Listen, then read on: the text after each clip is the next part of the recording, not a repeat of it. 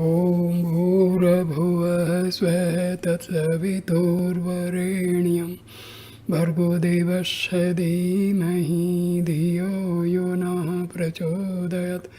ॐ शान्ति शान्ति शान्तिः। अरुणाचल शिव अरुणाचल शिव अरुणाचल शिव अरुणाचला। भगवान श्री रामना महर्षि was emphasizing the importance of true silence. See, people misinterpret the meaning of silence as per the normal and the prevalent definition of silence is not talking, keeping the mouth shut. But in actual sense, and as per Maharshi Ramana, the state of thoughtlessness is the actual and true silence. There should not be any arising of thoughts from the Atma. When the thoughts cease to arise from Atma, this is the true silence. So we must adhere to this meaning of silence, not the prevalent meaning of silence that not talking, not opening the mouth, not in the speaking terms with others. But that is not the actual meaning of silence. Silence means there should not be any thought, there should not be any thought arising from the Atma. So, how Maharshi used to talk about this? There is one incident. Nagamma was a Telugu lady and she was a great devotee of Maharshi. So she describes, at 3 o'clock one afternoon, I joined the company of devotees around Bhagwan. Reverting to what he had been saying earlier about Sri Shankara's Dakshinamurti Ashtakam, Bhagwan said Shankara took it into his head to praise Dakshinamurti. But how can one praise Mauna, means silence? So he described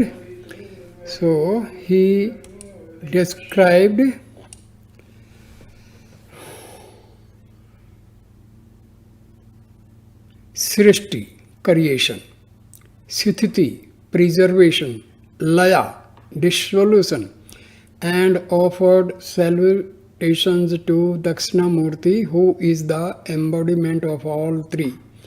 In what other way could silence be praised?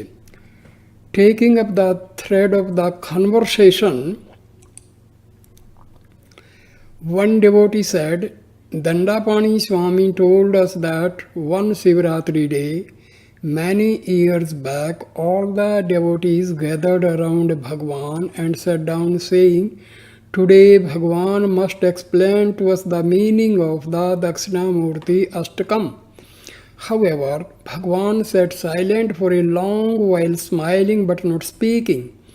They then went away, feeling that Bhagwan, by his continued silence, had given them to understand that silence alone is the true meaning of the verses. Is that so? Bhagwan confirmed that it was so. I then added, so that means that Bhagwan gave a silent commentary and Bhagwan confirmed this also. Someone else said, then true silence means abiding in the self, does not it? Bhagwan, yes, of course. Without the self, how could it be silence? Devotee asked, That is just what I am asking. Would it be silence just to refrain from speaking without abiding in the self? Bhagwan replied, how could it be? Some people talk of keeping silence when all the while they keep on writing messages on bits of paper on a slate. Is not that activity of the mind just the same? Another devotee intervened. Then is there no benefit at all from simply refraining from speech?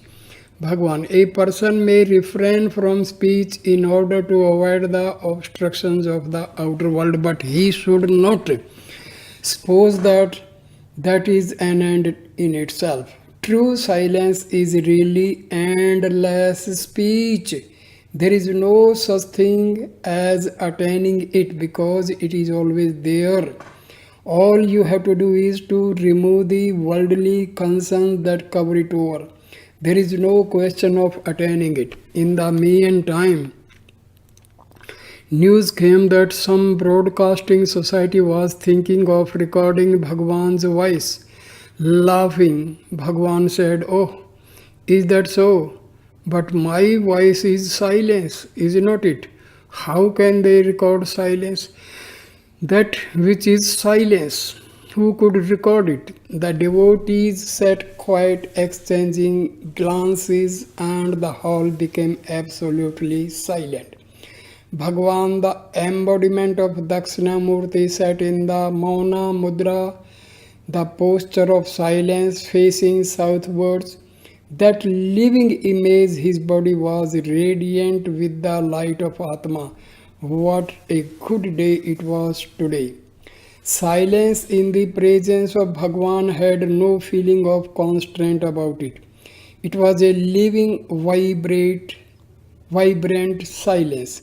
It was in silence that the power of his presence and the emanating of the grace was most keenly felt. The same is to be felt now also. One meaning of the name Dakshinamurti is the southward facing. The Guru is the spiritual North Pole and therefore traditionally faces south. So, silence is to be free from thoughts. There should not be any thought, and this state is known as silence.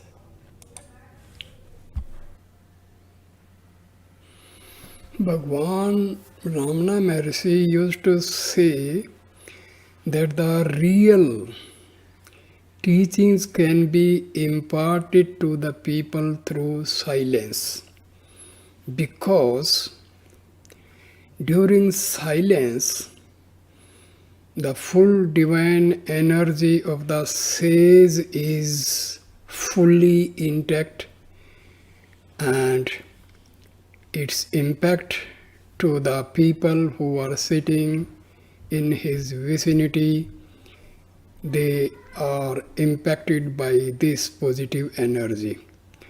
When he is speaking, that means he has to use the thoughts and thinking power. That time the divine energy is dissipated, and because when the thoughts arise from the Atma, that times the divine energy of the thoughts is mixed with the negative energy, because the outgoing thoughts, they are going away from the divinity and they are going towards the world, and world is full of negative energy. So while speaking, because speech is preceded by thoughts, first comes the thought,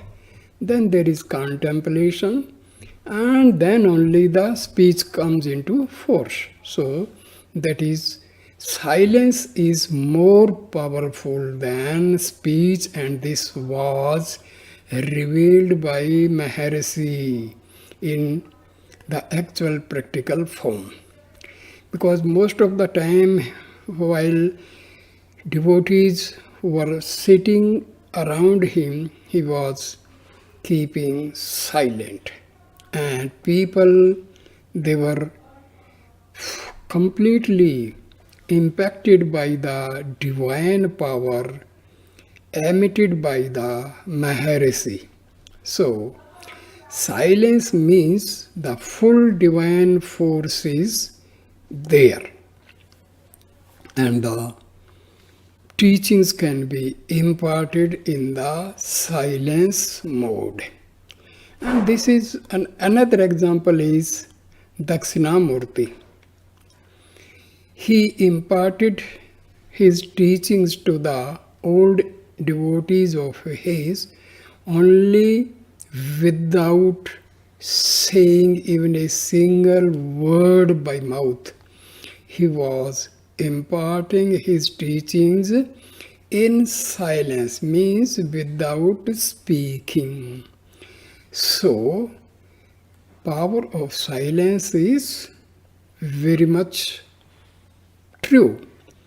So, most of the time we should sit in meditation mode and try to keep the state of our mind going inwardly. When the mind, ego, go inwardly, that time they come under the influence of the Atma, and mind becomes pure, and almost this mind becomes the part of Atma. So when there is no mind means no speech. So this is the real and true silence. And that time the teachings can be imparted to the people. See, it is said that in Himalayas there are very ancient time sages, they are meditating, they are in penance there, and they are imparting this spiritual knowledge to the whole world through their silence.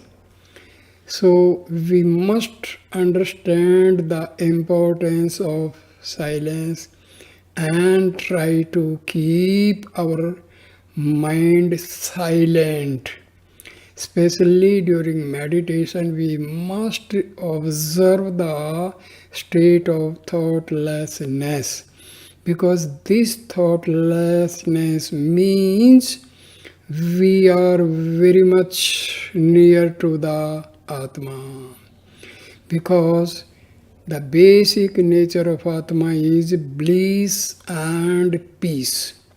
And when the mind is moving towards the Atma, that time this mind also becomes pure. So, this pure mind and ego, they merge into the Atma, and this is the state of thoughtlessness, and also this is the state of superconsciousness, or this is the state of samadhi. And only at this state, in this state only, we undergo the state of samadhi, and finally we reach the state of self-realization, and this is the process of liberation also. So please try to understand, keep the flow of rise of thoughts from the Atma to the minimal, and we must try to arrive at the state when there is no rising of thoughts. So this is the ideal state of thoughtlessness, and we reach the state of self-realization. So silence is very important. It plays a great role in spirituality. It plays a great role to make us self-realized. it leads us to liberation. So try to keep silence as much as you can.